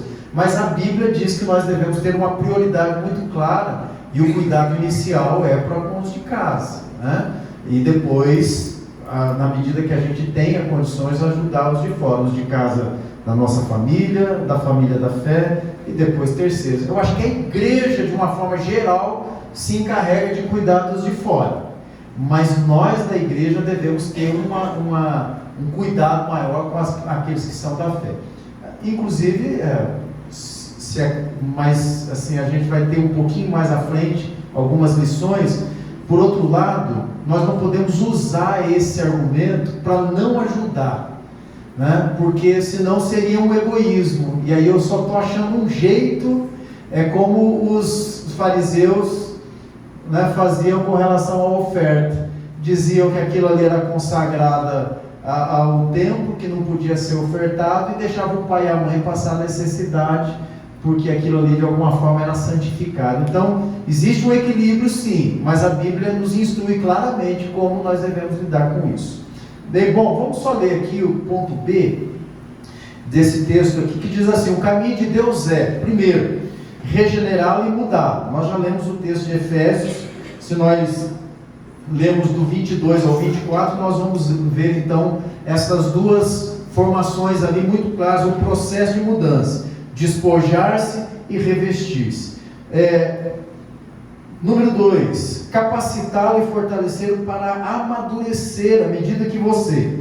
Lucas 9, 23 e 24, anotem aí, também uma coisa que vai falar muito com eu, negar a si mesmo e seguir Jesus, deixar de lado as práticas da velha natureza e andar de modo digno do Senhor, ser agradar a Deus em todas as coisas. Letra C, o plano de Deus, opondo-se às ideologias que focalizam o eu, estabelecem a sua posição verdadeira em Cristo e providencia para que você seja, número 1, perdoado de todos os seus pecados, e que uma nova criatura que participa da natureza divina. Número 2, o filho e herdeiro de Deus e co-herdeiro com Cristo. Número 3, cidadão do céu, abençoado com toda a sorte de bênçãos espirituais e completo em Cristo Jesus. Número 4, fortalecido no Senhor como membro maduro e atuante do corpo de Cristo. 5, mais que vencedor por meio do Senhor Jesus Cristo, uma vez que você foi liberto da escravidão do pecado e transportado do domínio e autoridade da escuridão para o reino de Cristo, embaixador de Cristo, membro de uma raça escolhida, sacerdócio real, cidadão de uma nação santa, propriedade de Deus, templo santo do Deus vivo, transformado pela renovação da sua mente, levando todo o pensamento cativo à obediência de Cristo, repleto da sua paz e alegria, transformado pela palavra de Deus. 10, guiado pelo Espírito de Deus para entender as coisas de Deus. 11, capaz de cumprir ou suportar cada aspecto da vontade de Deus para você, por meio de Cristo Jesus, sabendo que Deus tem pleno controle sobre sua vida. 12, capacitado para praticar o amor bíblico, provando assim ser um discípulo de Cristo. Eu fiz questão de ler todas essas coisas, porque nós gostamos de promessa. Não é bom ouvir promessas? Aqui está uma lista de promessas que você pode, sem medo de estar falando qualquer bobagem, dizer para alguém: olha, se você realmente entregar a sua vida a Cristo e decidir caminhar num processo de despojamento dessa sua natureza pecaminosa, tudo isso aqui Deus garante para você.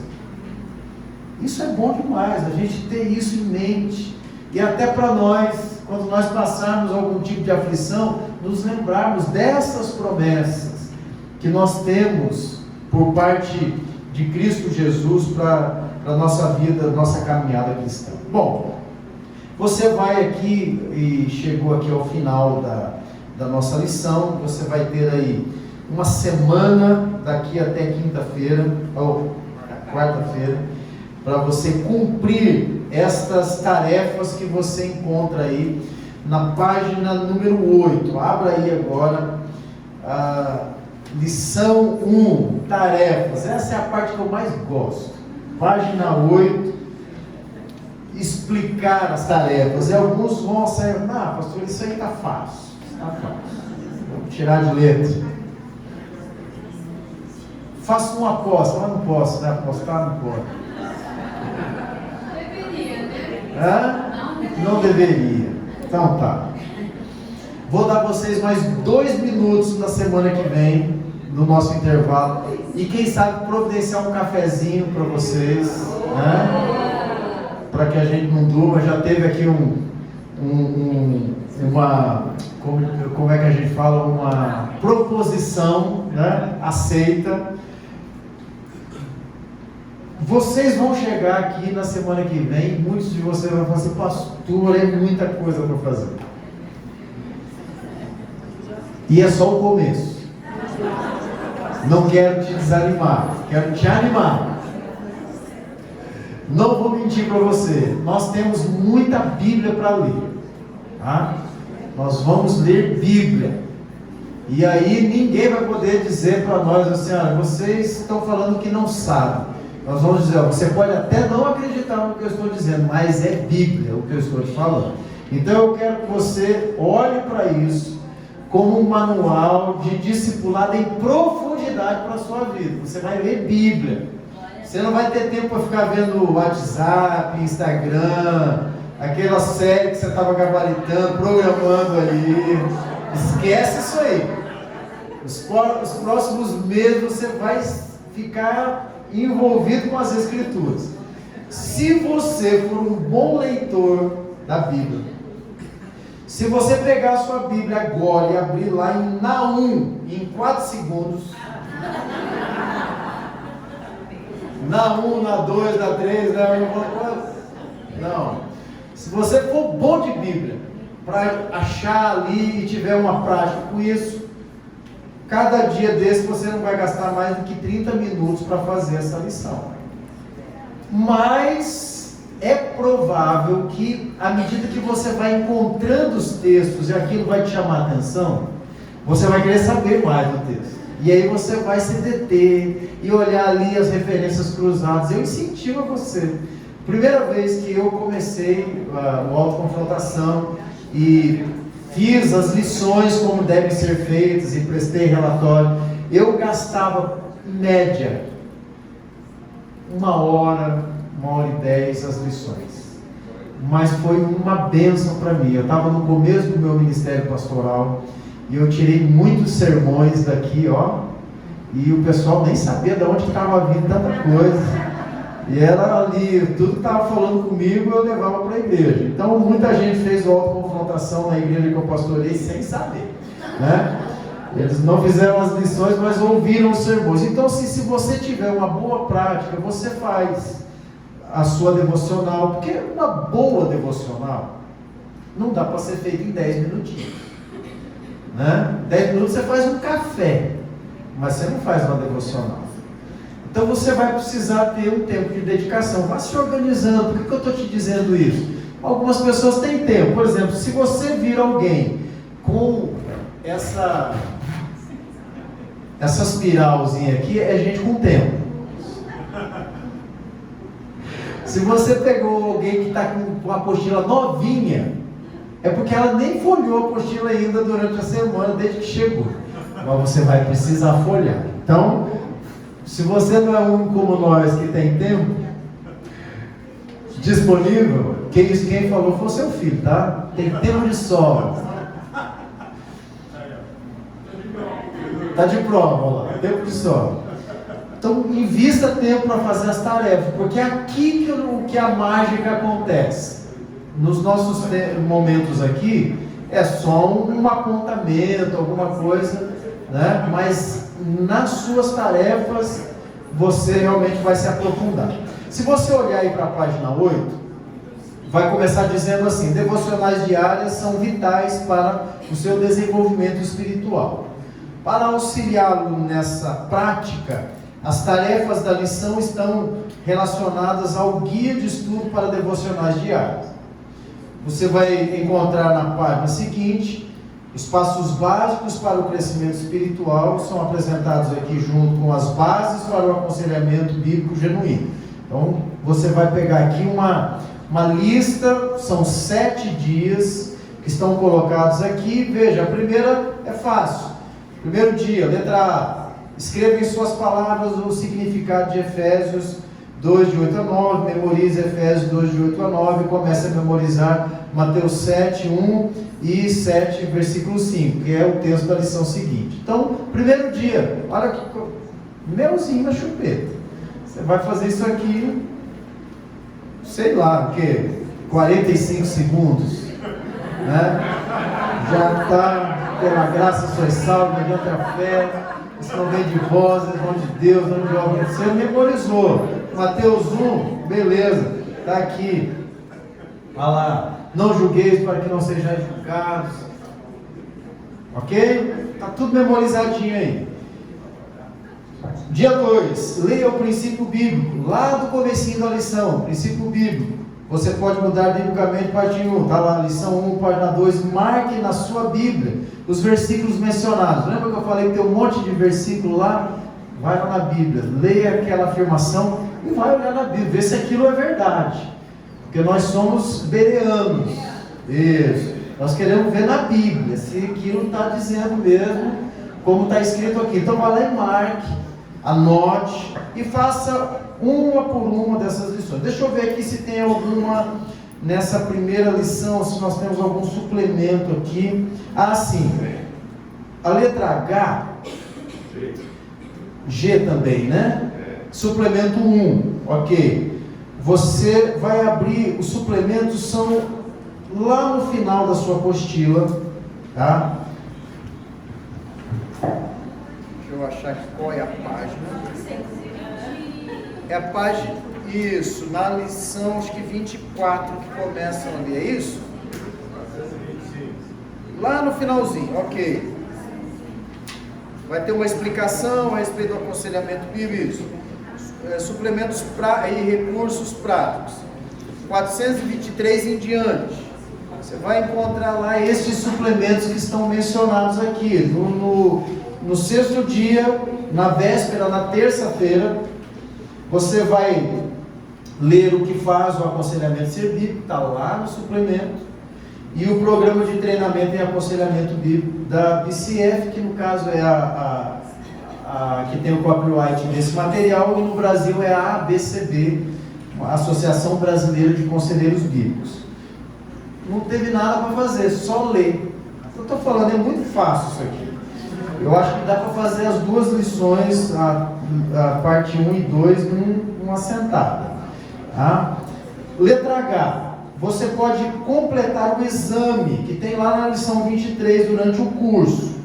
Durante o curso, né? Juntamente com a lição 1, responda as questões 1 e 2. Lá tem várias questões. Você só precisa responder a 1 e 2. Então é bem autoexplicativo. Se você virar a página, você vai encontrar aí na página 9 o guia. Como é que vai estar o guia?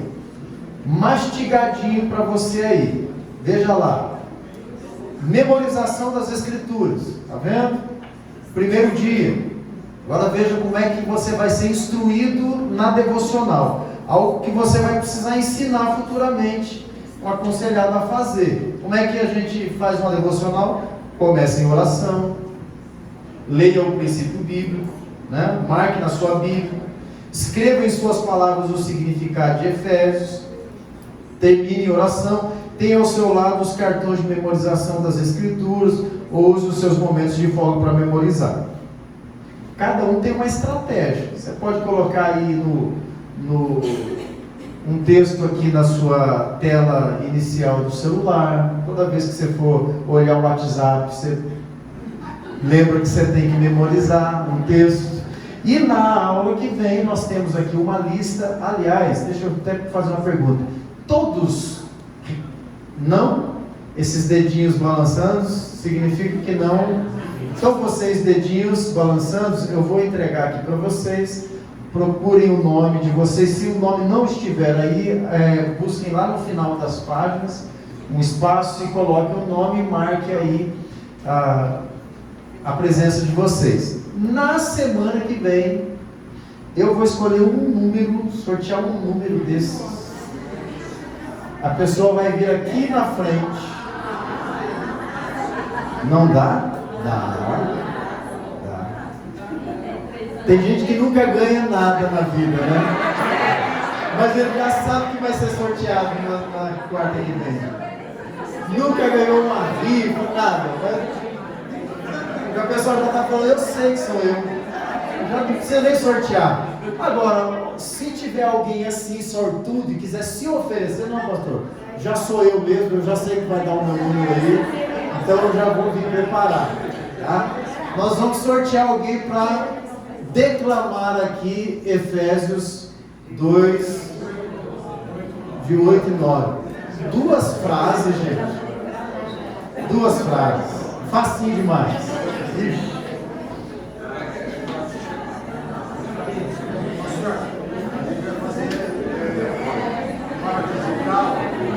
Eu vou explicar para vocês, tá?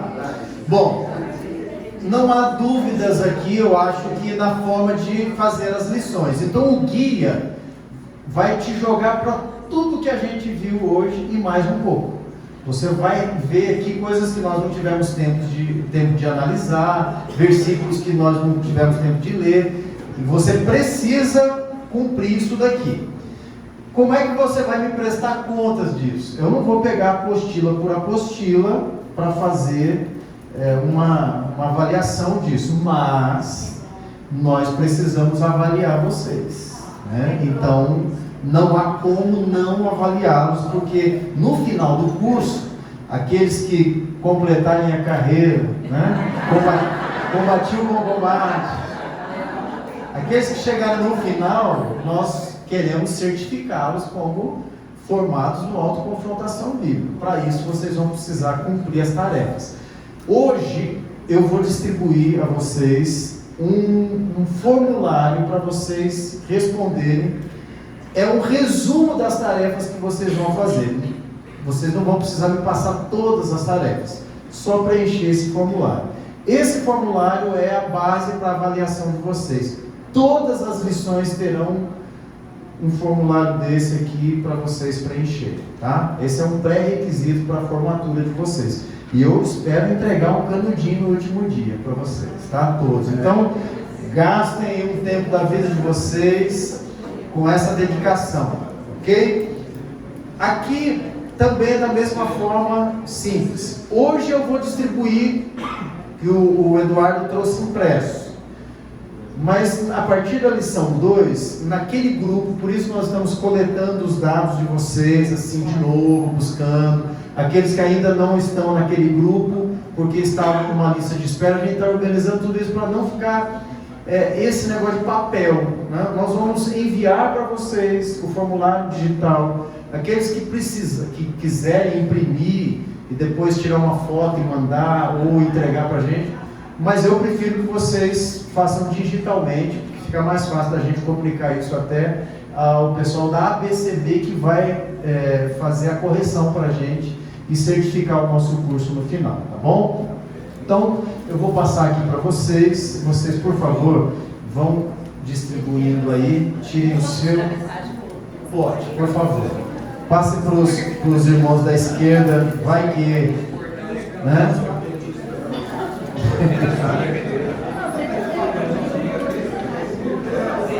Eu acho que a turma da direita vai estar mais cheia na próxima aula. Meus irmãos, alguma dúvida com relação às tarefas de vocês? Por favor, irmão. Ó, aqui é o guia de como você vai estar. Primeiro dia, segundo dia, terceiro dia. Isso, aqui é um resumo para você ir indicando os dias, tá bom? Certo.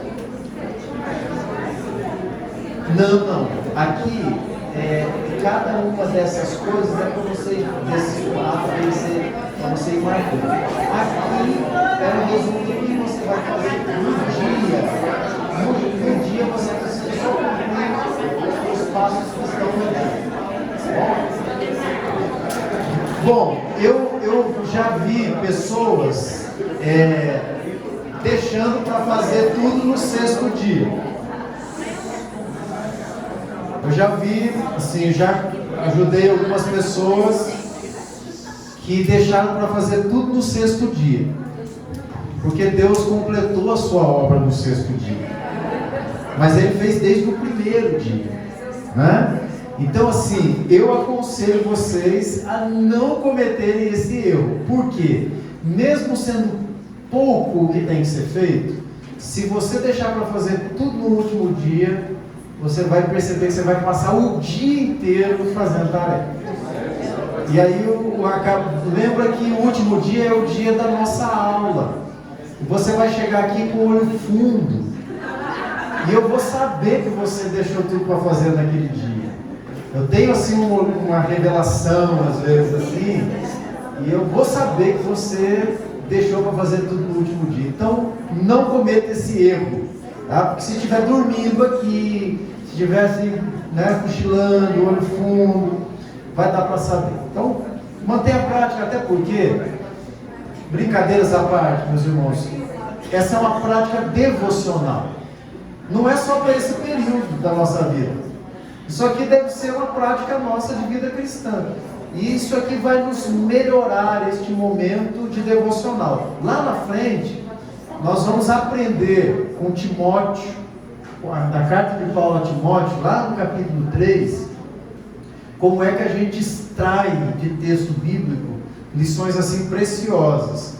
Então, se nós não tivermos essa prática de fazer assim, quando as coisas forem aumentando, as tarefas do dia a dia do autoconfrontação forem ficando mais volumosas, a gente vai falar, não, isso aqui está parecendo doutorado em teologia, porque eu não vou estar preparado para aquilo. Então a gente começa devagarinho e vai acelerando mais para frente. Então faça, tá? Então está aí o guia de estudo para devocionais, está 1º dia, 2º dia, 3º dia, 4º dia, 5º, 6º e até no 7º nós descansamos de toda a boa obra e estaremos aqui de novo.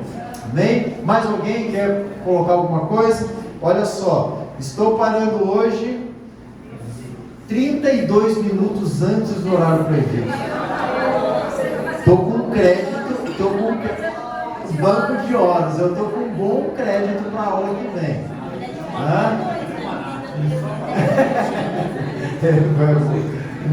Não sustenta, bênção vencida. É isso. E bom, pessoal, vamos orar, vamos agradecer a Deus.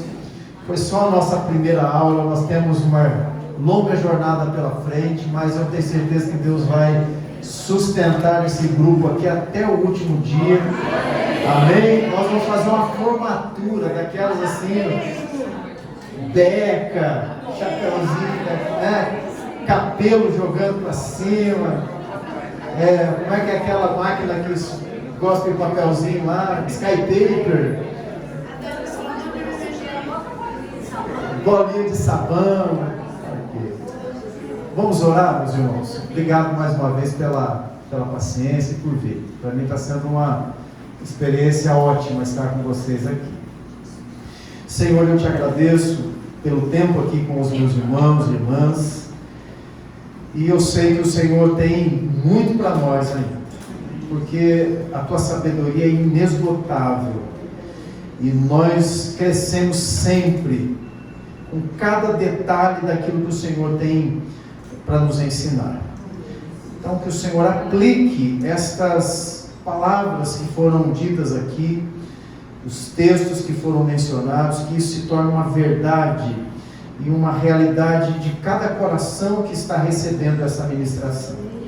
O que nós queremos, Senhor, é estarmos prontos para servir o Senhor e pregar a tua palavra a tempo, fora de tempo, seja em que situação for. Nós queremos estar preparados para dar provas da nossa fé A fé que um dia nos resgatou e nos fez filhos e filhas amados do Senhor.